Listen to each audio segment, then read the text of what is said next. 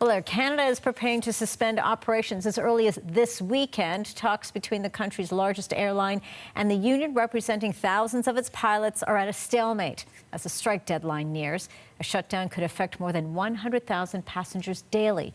Dale Maduknak takes a look at the potential impact. Air Canada says it will ground its fleet of 252 aircrafts if a deal isn't reached with the Airline Pilots Association, or ALPA, which represents more than 5,200 pilots at Air Canada and Air Canada Rouge. The airline says it will happen gradually. Cancellations and grounding could begin as early as Friday.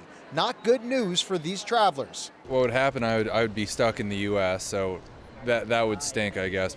I'm going for a little over 2 weeks, so hopefully it'll all be cleared up by the time I get home.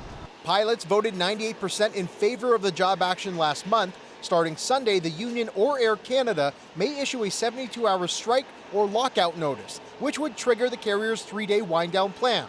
The sticking point is over wages. Air Canada pilots are looking to match their American counterparts, who last year secured 4-year pay hikes ranging from 34% to 40%. Air Canada's CEO says Air Canada believes there is still time to reach an agreement with our pilot group, provided ALPA moderates its wage demands, which far exceed average Canadian wage increases.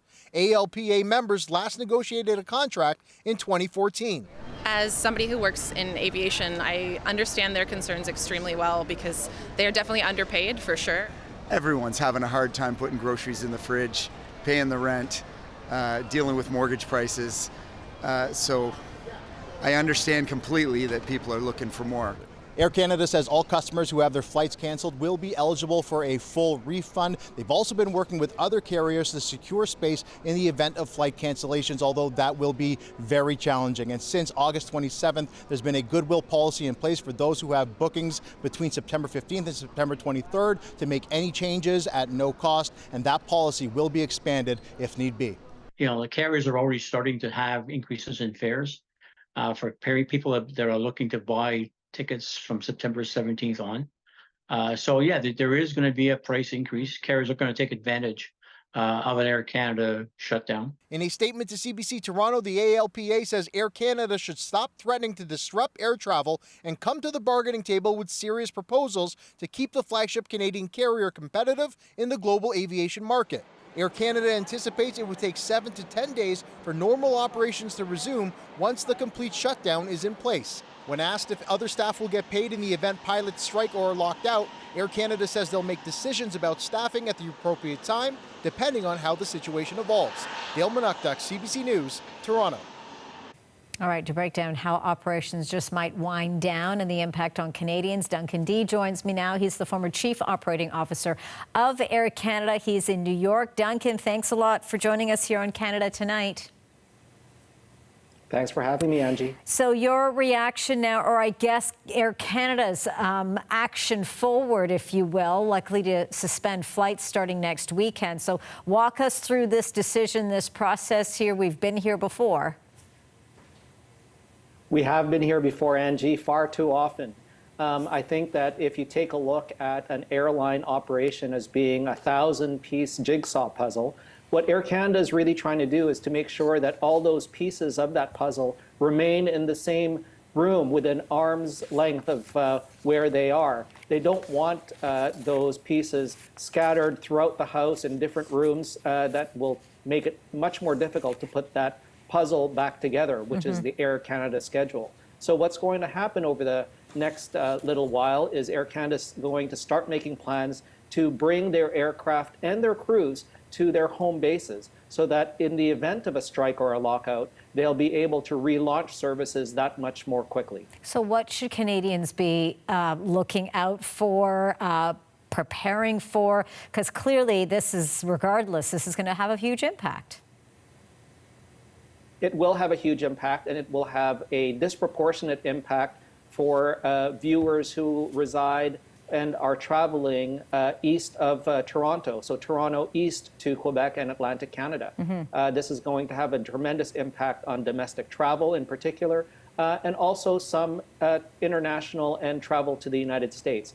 I think that when you're talking about 110,000 travelers every single day, over 600 flights every single day, when you look at the fact that there is absolutely no way that there are 110,000 empty seats in the Canadian air transportation system, the opportunities for rebooking will be limited, virtually impossible if you're looking to rebook at the same price you paid for your original ticket on Air Canada, and certainly very, very difficult for those who reside Toronto and eastward.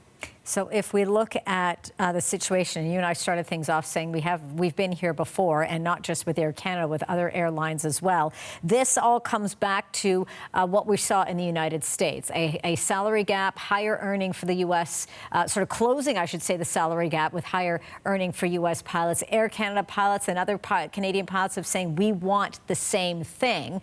The last agreement was 10 years ago, and of course the union is saying things have changed over 10 years. We've clearly seeing the cost of living going way up. So why are we back at the table when the obvious line has been sort of set here? And are you anticipating that there can be a deal reached when at this stage we're looking at both sides quite far apart at the bargaining table? Look, frankly, I'm surprised that both sides are as far apart as they are, given the fact that we've heard through the media that management has already tabled a deal which results in a 30% wage increase over 3 years. So if they're far apart after that kind of an offer that the media has described, you kind of wonder really how significant the gulf is between both sides.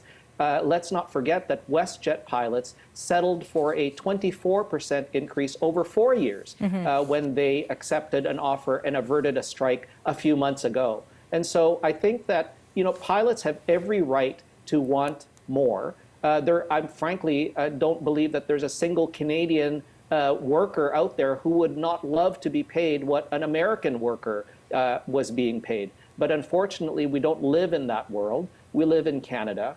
Where Canadian air travelers pay the freight. They're the ones who pay for the tickets. And, we need to ensure that there has to be some semblance of, reality in the situation. And in the case of what's happening at Air Canada, one thing I can guarantee viewers is that at the end of this process, whether there is a strike or there isn't a strike, Air Canada pilots will be the best paid commercial airline pilots in the country. So what are you going to watch for? We mentioned WestJet got 24%. You're saying the offer on the table, from what we understand here in terms of where media reports are, is at 30%. What are you watching for now? As clearly there's something that's going on there that's preventing this deal from getting signed.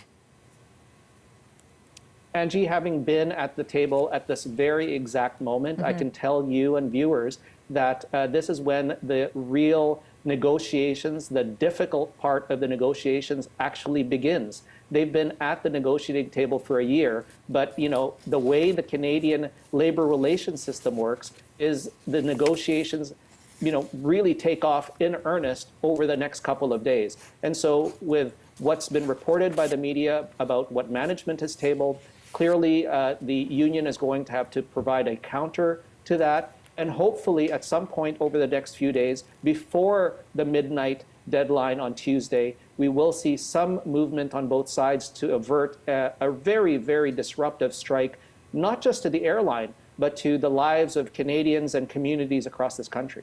Duncan, we're going to be watching it very closely to see perhaps what could unfold over the next 48 hours. Duncan Dee speaking to us from New York. Appreciate it, Duncan. Thank you.